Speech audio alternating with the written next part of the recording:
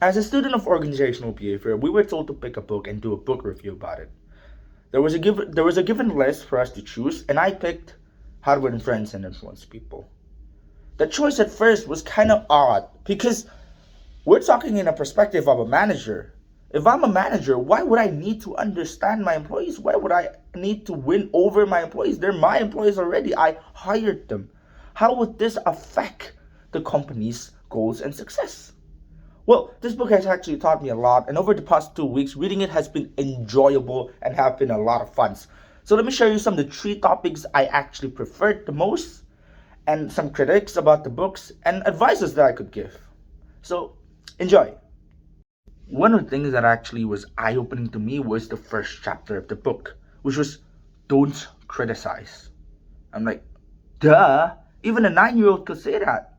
How could a book so famous that it sold over a million of copies in the whole world, that companies use it and became successful, says something that simple? And worst of all, how could anyone not know that, right?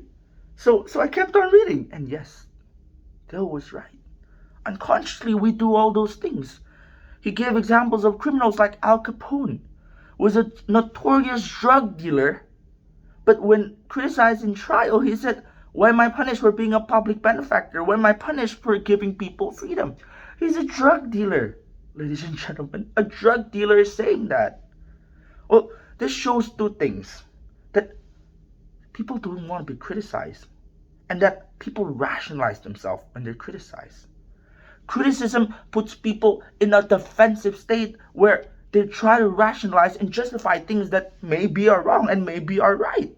There are no things as right and wrong. Dale Carnegie have said it himself that people will always try to justify themselves about the mistakes they're made. You criticizing them is always going to put them in a defensive state where you're going to be at fault, where nobody is even right or wrong. Let's say you're an employee.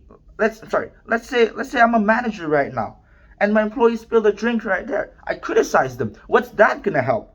The employee is going to find a reason, rationalize that reason, saying that, oh yeah, working environment is not good, we're too hectic. There will always be rationalization, there will always be reason to actually not get things right. So Dale Carnegie has pointed out that criticism itself is not going to help anybody to put them in the stage.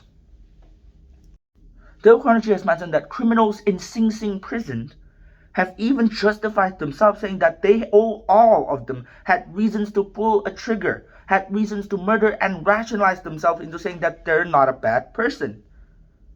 Abraham Lincoln says it best, don't criticize them. They are just what we would be under similar circumstances. It's easy to actually criticize a person, to put the blame into a person. But remember, as a manager, we need to know that that's not going to be helpful. Employees will find reasons to actually rationalize themselves into making themselves right. If an employee came in late, they will blame the train. They can blame literally anything but themselves. Criticism won't put you into a good state. It won't put you or your employees into any good relation. So, what shall we do if an employee makes a mistake, if we don't try to criticize them? That comes into topic 2. Put yourself in their shoes. Dale made it clear for us to understand that we need to see employees' ability, employees' decisions through what they are experiencing, why they choose that decision. Let's say I'm an owner of a big company and my employee, my trusted employee, is supposed to make that deal for me, to make that deal with the supplier or the buyer, right? But then he postponed, he procrastinated, and then the deal is off. The deal is off because he wasted that time. That's what I think, right? And then I try to think again and again. My trusted employee might have been in a position where he has to make deals every day, where he has to close deals every day. And he has done that. He has earned himself to actually be in a position where I could trust him. He had earned that spot. He had made me millions of dollars, but this one deal, he messed up. I should have known that he had a lot of considerations to go through, knowing that he has faced a lot of losses, that he has faced a lot of scams or a lot of wrong deals or negotiations. He needed his time to ensure that everything is perfect. As a manager, we need not to quick to judge. Let's not get used to being so easy to judge people. We need to see through their perspective. Instead of seeing the losses of my trusted employee, I should have seen the profits that he has made. The consideration that he needs to be on making this deal on, because he doesn't want to put the company in danger. We have the same goal. As a manager, it is important for us to understand that us and our employees have the same goal and have the same wants, because no employee wants in a position where the company is at loss, and no manager wants that, right? So it is important for us to put ourselves in their shoes so that they can understand and we can understand why they make the decisions and why we make the decisions we want. Well, this last topic might be a little odd at first. The last topic was you can't win an argument. You might be wondering why? Why the hell would I choose that topic aside from all other topics? I'm a manager. Of course I want to win an argument, right? But Dale Carnegie, the author of that book, had made it perfectly clear that when a person has an idea, that when a person has an argument, they stick to that argument. They want it to believe that it is true, because an attack to that argument would mean that they are being treated as inferior, and again, the defensive state comes arising. So this is essentially important when we try to understand our employees. Let's say we're in a meeting. Let's say I'm the manager right here, and we're in a meeting. That employee is trying to pitch in ideas that don't align with what we want, don't align with what we say. They're wrong. What they're doing is wrong. We don't agree. So what do we do? What do we do right now? Do we just actually, try to say that, oh, it's a bad idea? What if the employee actually believes it's a good idea? Believe that everything he's doing is actually good? What would arguing with that employee in front of many people can do to him? Well, sure, of course, we'll get in a win. We'll actually be, I'm smart. As a manager, I'm a smart person, and he's dumb. That's what it's gonna do. It's gonna humiliate that person to understanding that he is inferior.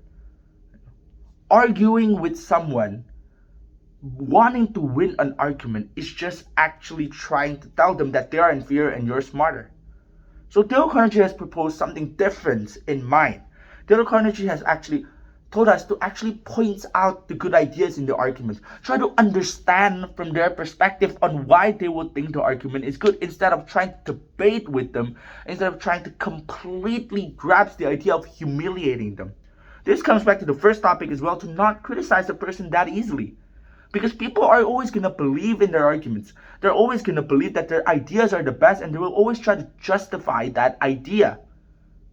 So Dale Carnegie tells us, yes, point out the good things about that idea. Point out why those arguments are so great, because employees, when they give ideas, well, they're going to give ideas to actually benefit their business, to our business, right?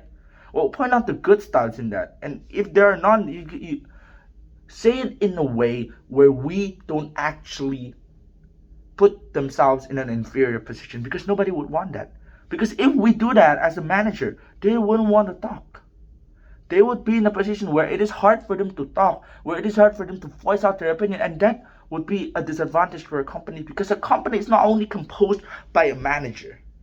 A company is not only composed by employees as well. A company is composed with the combination of a manager and employee. They are both in need of each other. So it is important for employees to be able to dare to speak up. So when employees try to speak up, try to listen to them instead. Because sometimes their ideas will actually put a company in success. Sometimes your idea might as well. But sometimes our ideas doesn't always align, and it's okay. We're trying to tell them that it's okay to have the idea. I appreciate you having that idea, but it's just not it. You can try to debate with the reasons, but don't try to humiliate them, because everybody has their own argument, and you can't win an argument. Understand from their perspective, try to implement the good stuff and ignore the bad. The book have absolutely been amazing and it has been life changing for me. But one of the things that I find in the book that is missing is the ability to put ourselves in these social interactions. I understand the authors want for us to actually understand what people what people needs, what people wants in the social interactions, but it's also important that their voices will not affect the way our opinion thinks, because in oftentimes in social interactions, when we try to understand people more and more, our opinions of ourselves, our opinions that actually is good, is becoming affected by them.